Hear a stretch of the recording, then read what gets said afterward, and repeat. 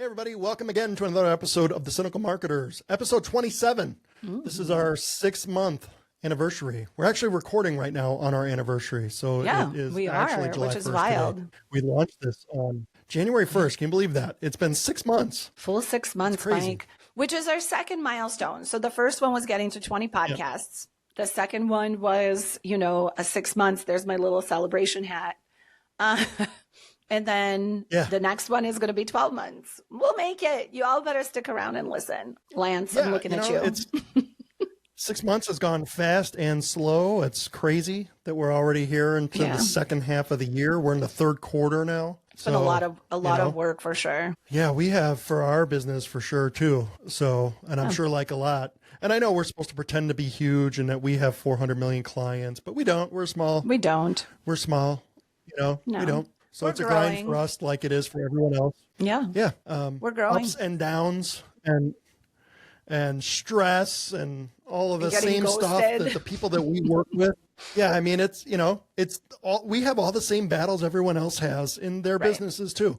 And I think that's the thing about all this. If it was so easy, everyone would do it. And they're like, oh, why don't you, I want to be an entrepreneur and start my own business and work for myself. And you're like, yeah, well, it is my favorite part when people say, like, oh, I can make my own schedule. Honey, the schedule is like 20 hours a day, 7 days a week. That's the schedule. I know. It doesn't really stop. Yep. No, it does not. You take a break to sleep. That's it. It is worth it. But it's the fun thing for us too, like, because we try to work with specifically small businesses or the clients that we try to work with. So because we feel like, hey, we're in this boat together. So we get it. We know your struggles. We understand what you are really trying to do because we're doing the same thing. Yeah. So and we've ran our own small businesses before. We've both had different small businesses than marketing before.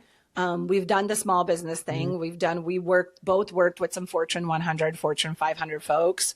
Built, Grunt Style. When I started, I think I was like the 15th employee. And then by the time we both left, Mike, there was like 700 people working at that company. You've talked about 500, 700. I don't know. I could be making that up. I don't know. I lost count when we moved to Texas. I had about 150. Yeah. I had 150. So. Yeah, but that's just you alone. That's not talking about production, shipping, marketing and sales, logistics, marketing, sales, customer service. Yeah. So I think, and then by the time they went and did cut and sew. And anyway, we digress, but we've done all the things. Yeah. So, we are a small business ourselves. And I think that's why we like working with small businesses, when they're not ghosting us. So many of them do. It's common. It's so weird. It definitely feels weird. So we're talking small businesses, and that's our subject today. Something about small businesses and just that term. And that here's the reality, everybody, is that your customers don't care that you're a small business. And we see so many businesses try to lean into that and say like, oh, support us because we're a small business and shop local and all those things. And I think maybe it used to in years past, but people just don't care anymore. No. I think consumers, for the most part, there are some activist consumers who are really going to research and look into their stuff for sure. Sure. They're going to continue to buy Patagonia, even though it's super expensive because they support Patagonia's mission, right?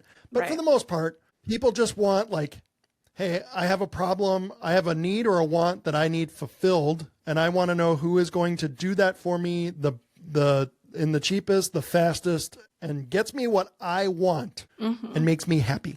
I'm not in it for your sob story about how you started this and your struggles. That's great. The interesting thing was, like with Simon Sinek, is that his name? The Why, right? Like the book that was like huge 15 years ago about Know Your Why. I think it was interesting because it really made people kind of reflect on why they do the things that they do, especially from the entrepreneurs. But I think that's great for you to know. I don't think it's for your customer to understand or know, or that is your selling point, because we have a different why, right, Mike? You can talk to it more, I think. Yeah. We talk about the why in our marketing compass, who, what, why, where, when, how, all those things. And the why is, why should people buy from you? And that is more about them than you. And so many businesses make that mistake of that why. It's the about us section on their website, and it's really is all, you.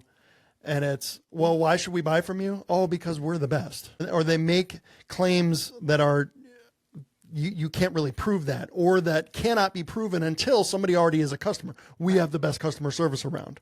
Okay, but you don't talk about that anywhere on your website. You don't have any testimonials from customers. You speak 0% of your marketing goes to this thing that you say is your why. And it's why should people buy from you? And again, for consumers, it's, unless you've invented something completely new that no one else is out there that has, then you have a different set of problems of getting your stuff out to be seen.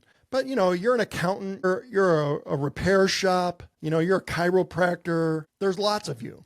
So consumers have options. So it's always, well, why you and not the alternative? Those are the things you really need to be able to answer that. And it's not the why that Simon Sinek had said about, nope. Oh, because we started to give $1 of every profit on Tuesdays, homeless lemur fund, whatever your thing is, right? Because everyone figured out that that's a marketing gimmick now. That old why. And the consumers know. The consumers, I think, are super skeptical of anybody who says that they donate to a cause. I think some companies do it really well. Some small businesses we've seen do really well. But it's interesting that you said, our customer service is the best. We hear that a lot.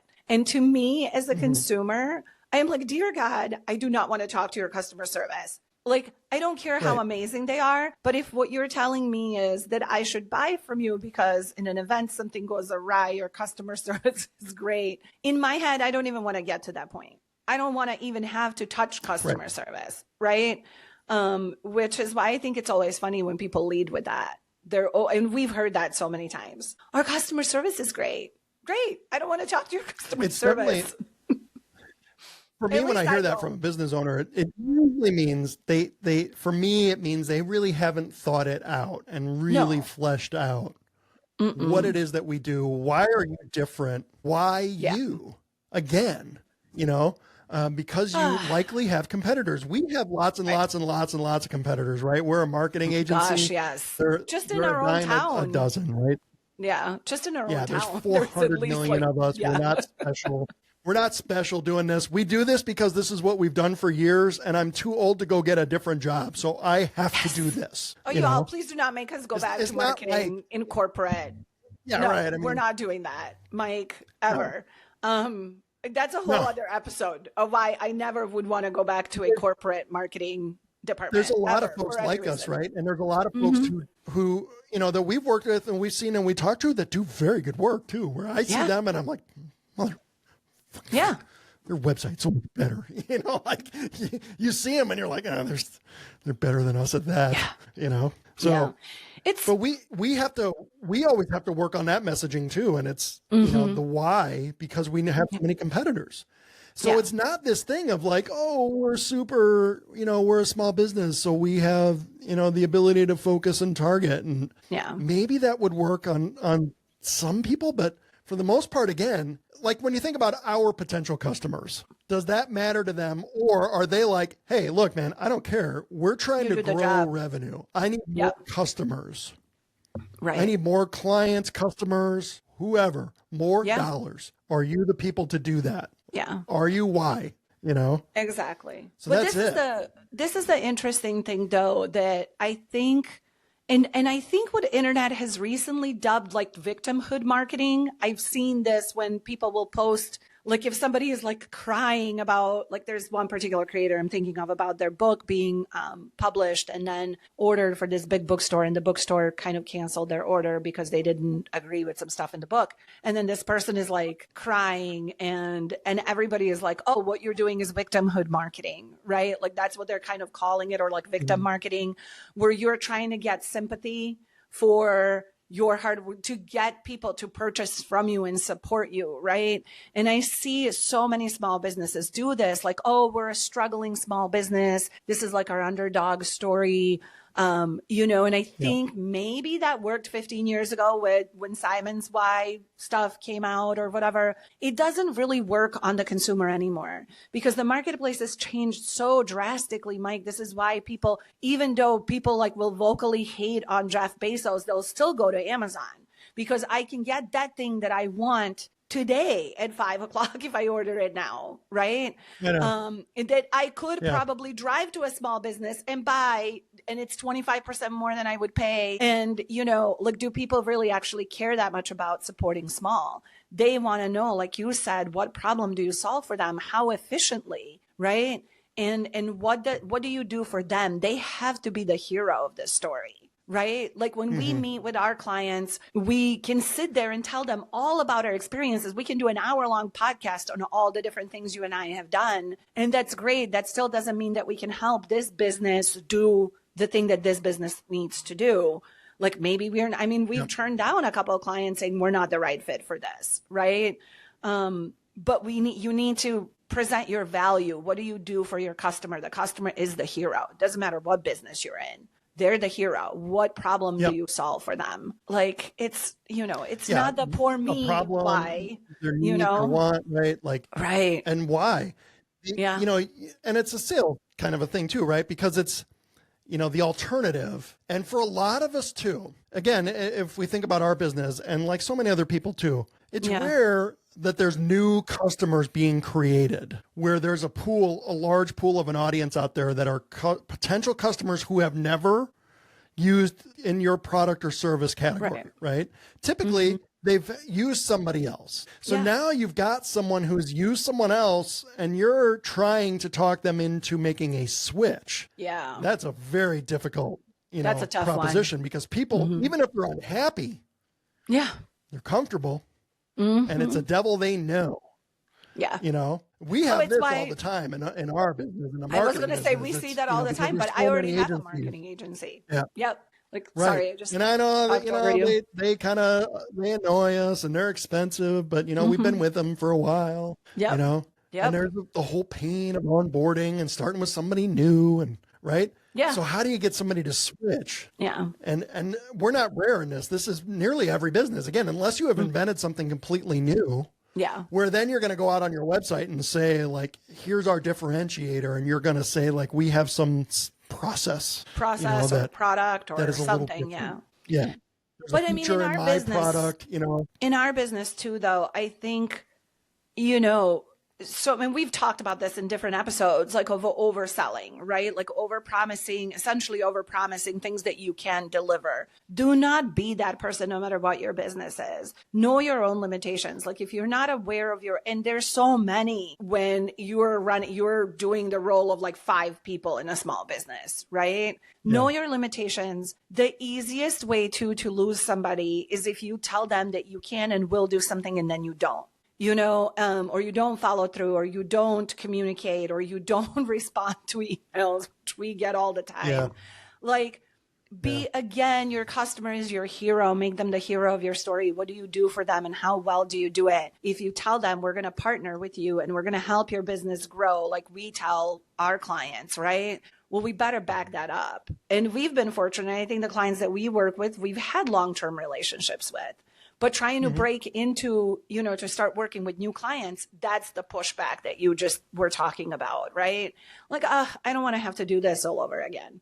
I would rather stay where I'm at, even if I'm not happy, with status quo. There's no trust. Yeah, it's very, very difficult. Trust is really difficult to establish. That's part of your organic social media plan is that trust to be seen, but keep showing up. It is tough. You cannot lean in on that, victim marketing. No, it's not going to work for you. You really have to nail down the why you, and you need to figure that out. So I don't know. Here we go. That was a quickie. We want to hit a quick. That was a quick one. Yep. So you don't have to listen to 38 minutes again, Lance. We appreciate you. We did a long one last week. We rambled on because we like talking about this stuff. But again, this is so important This is the most important question we feel like. Again, we have our marketing compass, because we always talk for ourselves about a 360-degree view of your business. How do you have to be known, you have to get awareness, to get traffic, to convert them, and then retain them. We view all the things that you do in these categories. And the why you is the most important question that we ask a business when we're going to start working with anybody. And this is really, to me, it is the most important thing, because people will just get out there and start talking. Yep. They make a website, they pay 10 grand to get a website done, and the copy, it looks great. It's the fanciest new style. It's, the hero section's a video that plays automatically. It looks really cool, but somebody lands on it and they don't understand what you do or what you do for me. Because that's what people care about. They come to your website. I want to know what it is that you do for me. Yep. So that's it, everybody. Get that thing answered. Yeah. Boom. And if you need help, our website, you can go to our website and get the Marketing Compass. I'm going to do a quick plug, Mike, for the Marketing Compass at Round to It Marketing. We'll link it in the caption. So you can use that as a tool. R2ITM.com, the Marketing Compass. Yep. It's free. Everyone's favorite price. Yep. So check it out, everybody. Thank you for tuning in. We appreciate it. That was our first 6 months done. Here's to another 6 months of 25 views of video, everybody. Hey, we appreciate it. Thank you so much for tuning in. Watch out for us next week, everybody. We'll see you next week.